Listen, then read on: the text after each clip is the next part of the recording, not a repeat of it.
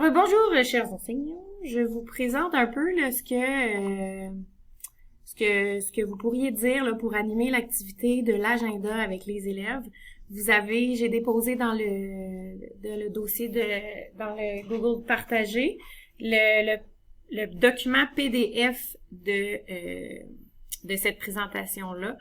Donc, c'est pas top, mais vu que c'est de Canva, c'est peut-être plus simple. Sinon, je pourrais vous partager un peu mon équipe Canva, là, puis vous allez peut-être pouvoir accéder à la présentation. Bref, l'atelier dure à peu près, en fait, va durer 1 heure. Dans les 5 premières minutes, vous allez prendre les présences. Après, je vous propose quelques questions que vous pouvez demander aux élèves là, concernant les bienfaits d'un agenda, à quoi ça sert, qui les utilise. J'ai détaillé là, dans la fiche descriptive de l'atelier le type de questions que vous pourriez poser.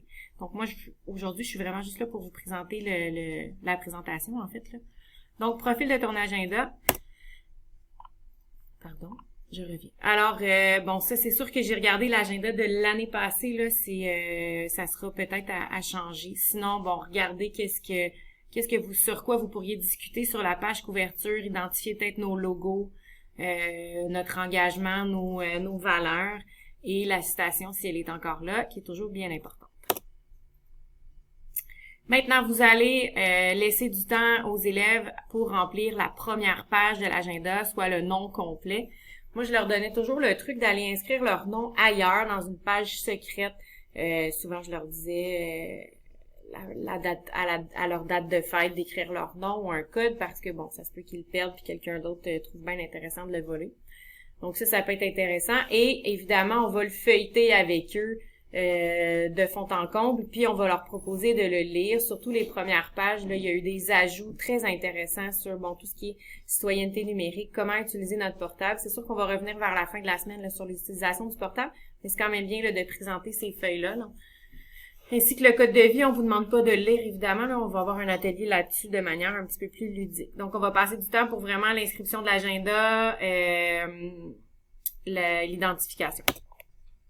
Ensuite, on va leur indiquer, comment on inscrit notre horaire. Donc, vous regardez, vous savez comment écrire un horaire, mais on prend le temps de leur montrer on peut écrire le mot du cours en abréviation, on écrit le local. Cette année, on change de local, donc c'est important de le mentionner.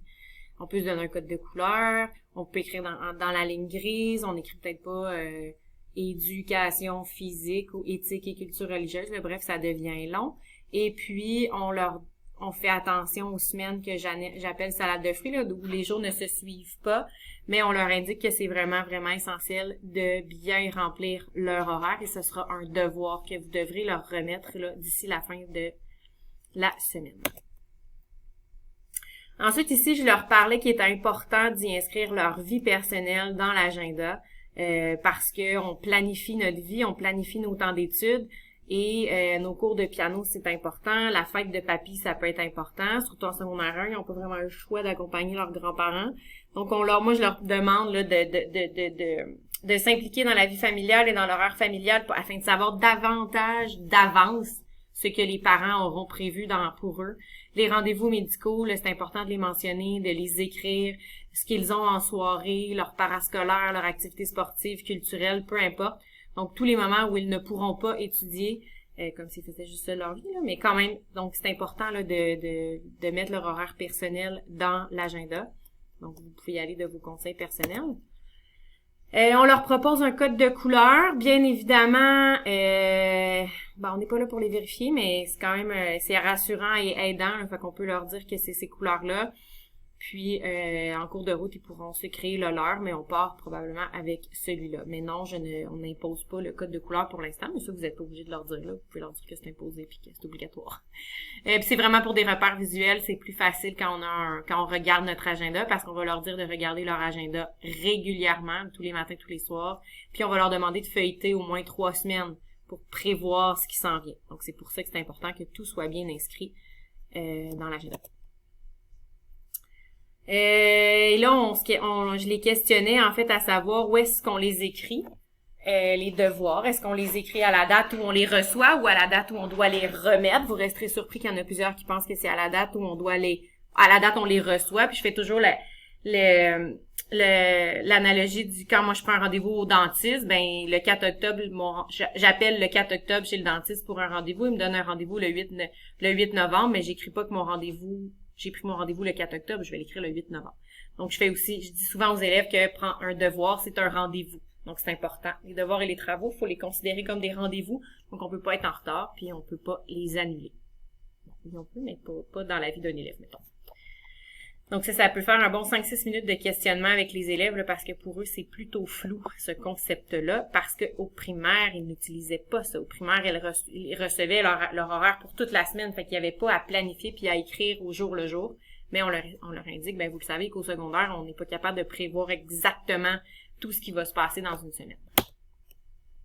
Mais bon, ici, ça répondait à la question, là. Rien ne t'empêche d'ajouter des rappels, évidemment. Si on a un examen ou une remise qui est dans plusieurs semaines, on peut se mettre des petits rappels à chaque semaine pour se souvenir là, de le faire. On essaie de pas se prendre à la dernière minute. Ton agenda contient beaucoup de contenu, des ressources importantes, fait qu'on peut faire le tour avec elle pour leur indiquer là, tout ce qu'il y a dans l'agenda, tout ce qui est outil. On a beaucoup d'informations sur le programme international, fait que vous pouvez commencer à leur en parler, mais dans la semaine, on a un atelier juste pour ça. Finalement, on va leur demander, donc là, vous allez devoir valider, circuler dans les rangées pour vous assurer qu'elles écrivent comme il faut, que lundi prochain, leur agenda doit être rempli jusqu'à la fin de l'année. Oui, c'est intense, mais quand on laisse passer ça, on a des mauvaises surprises, fait qu'il faut vraiment mettre la barre haute sur nos attentes au niveau des devoirs, puis je pense que c'est le temps, fait que je compte sur vous pour leur indiquer, bon, qu'on l'écrit que à lundi prochain, vous pouvez leur dire à la première période, là, on va circuler dans la journée Justine et moi pour nous assurer que c'est fait. Donc voilà, bon atelier, groupe!